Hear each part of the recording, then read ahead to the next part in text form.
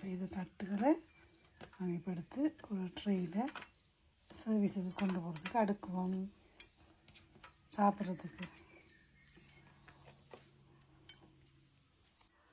வணக்கம் ஃப்ரெண்ட்ஸ், நான் இன்றைக்கி லட்டு செய்ய போகிறேன். நான் அதுக்கு 50 கிராம் பட்டர், 500 கிராம் ரவை, 350 ரகம் 400 கிராம் சீனி, இதுக்குள்ள கொஞ்சம் ப்ளம்ஸ், அதுக்கு ஒரு 150 கிராம் காஜு. நான் இதுக்குள்ளே ஒன்றா பிடிக்கிறது பதிலாக இதுக்குள்ளே போட்டு தட்டி விட்டால் குயிக்காக செய்யலாம். அப்போ அதுக்காக வேண்டி ஐஸ் க்யூப்ஸ் போடுறதுக்கு பட்டர் பூசி வச்சுருக்கேன் லட்டு செய்து முடிக்கிறதுக்கு. இப்போ நாங்கள் இந்த 50 கிராம் பட்டரை இந்த இதுக்குள்ளே உருக விடுவோம். முதல் அதோட டின் மில்க்கும் ஏலக்காய் பவுடரும் எடுத்துருக்கிறேன். பட்டர் உருகி வரைக்கிறத நாங்கள் எடுத்து வச்சுருக்கோம். இந்த கஜுவை இதுக்குள்ளே போட்டு வாட்டி எடுப்போம். அதோட இந்த ப்ளம்ஸையும் சேர்த்து வாட்டுவோம். அது கோல்டன் கலருக்கு வாட்டி எடுத்துட்டு நாங்கள் அதை புறம்பா எடுத்து வைப்போம். நட்ஸ் கூட மாதிரி இருக்கும், நிறைய நட்ஸ் இருந்தால் டேஸ்டியாக இருக்கும். அதுக்காக நான் கூட போட்டிருக்கிறேன். நீங்கள் குறைவாக எடுத்துக்கொள்ளலாம். இதுக்குள்ள நான் ஒரு பிஞ்ச் ஆஃப் சோல்ட்டுன்னு சொல்லிவிடணும். அது மாதிரி சொட்டு உப்பு சேர்த்துக்கூட இந்த திக்கிக்க சுவை இன்னும் நல்லா இருக்கிறதுக்காக வேண்டி இப்போ இதையும் போட்டு நல்லா வாட்டுவோம். ஹீட்டை சரியான மீடியத்தில் வச்சுக்கொள்ளுங்க, அது இன்னும் ஸ்லோவாக கூட வச்சுக்கொள்ளுங்க. இது அரைவாசி பொரிஞ்சு கொண்டு கேட்கலையே நான் இந்த ரவையையும் இதோடையே சேர்த்து நான் வாட்டி எடுக்க போகிறேன். அந்த பட்டரோடு சேர்ந்து அதை வாட்டு பிடிக்க நல்லா இருக்கும். இதோடு சேர்த்து நல்ல வடிவாக வாட்டி எடுப்போம். கருகக்கூடாது, ஒரு கோல்டன் கலருக்கு சேர்த்து வாட்டி எடுத்துக்கொள்வோம்.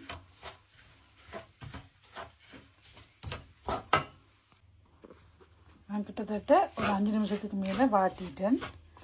இப்போ தான் அந்த வாசம் வருது, ரவை வர வாசம் வருது. இன்னொரு 2 நிமிஷம் வாட்டிட்டு நாங்கள் வந்து இதுக்குள்ள சீனியை சேர்த்துக்கொள்வோம்.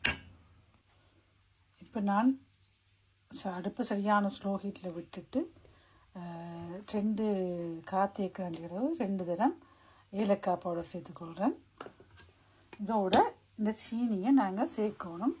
சீனி மெல்ட்டாகவும் வேணும், இடையில கடி வர்ற மாதிரி இருந்தால் தான் லட்டு ருசியாக இருக்கும். அப்போ அந்த ஹீட்லேயே நாங்கள் வாட்டிக்கல கொஞ்சம் சீனி வந்து சாதுவாக உருகி வரும், மிச்சம் அப்படியே இருக்கிற மாதிரி இருந்ததுன்னு சொன்னால் கூட நல்லா இருக்கும். அந்த சீனி லட்டோடு சேர்ந்து கடி படிக்க கூட நல்லா இருக்கும்.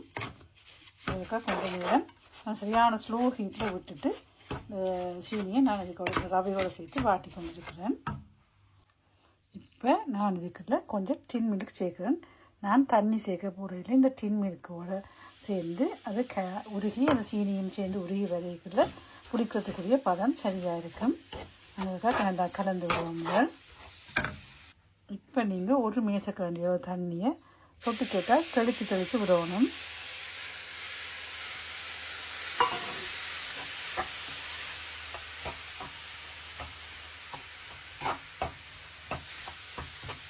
திரண்டு வெள்ளத்து பண்ணிவிட்டு நாங்கள் இனி பிடிக்க சரியாக இருக்கும். இப்போ நல்லா திரண்டு வந்துட்டு புட்டு மாதிரி வந்துட்டு இனி சாதுவான மைல்டான ஹீட்டில் வச்சுக்கொண்டு நாங்கள் இனி அதை பிடிச்சி டக்குன்னு எடுக்க சரியாக இருக்கும். நான் எடுத்து இந்த இதுக்குள்ளே போட்டு ஃபுல்லாக அமர்த்தி எடுத்து விட்டால் ஈஸியாக கையில் சுடாமல் கொள்ளாமல் ஈஸியாக லட்டு செய்வதுக்கு ஈஸியாக இருக்கும்.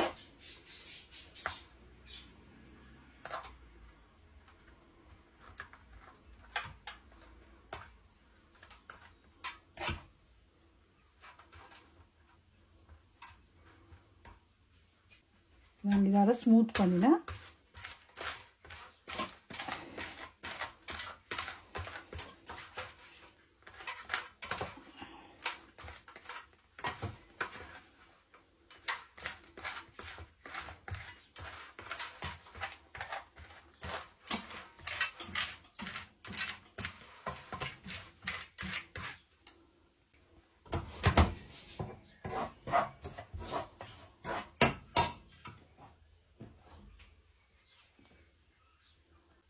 இப்போ நாங்கள் இதுக்கு ஸ்மூத் பண்ணியாச்சு. இதை வடிவாக தட்டி போட்டு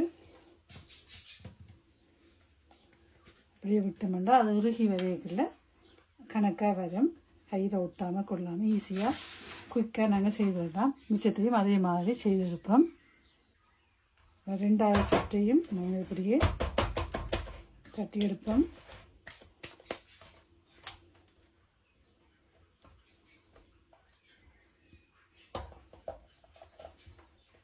சில ரொட்டி இருக்குது, அப்படியே அமர்த்தி விட்டால் சரி.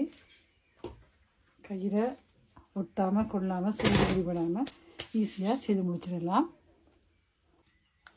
எல்லா லட்டும் 2 ட்ரிப்பில் நான் தட்டி எடுத்துட்டேன். கிட்டத்தட்ட 1/2 கிலோ ரவைக்கு, இது உங்களுக்கு பெரிய லட்டாக தெரியுதோ இல்லை, 1/2 கிலோ ரவைக்கு எனக்கு 56 லட்டு வந்திருக்குது.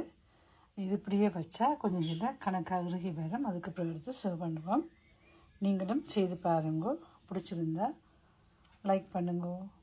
தேங்க்யூ.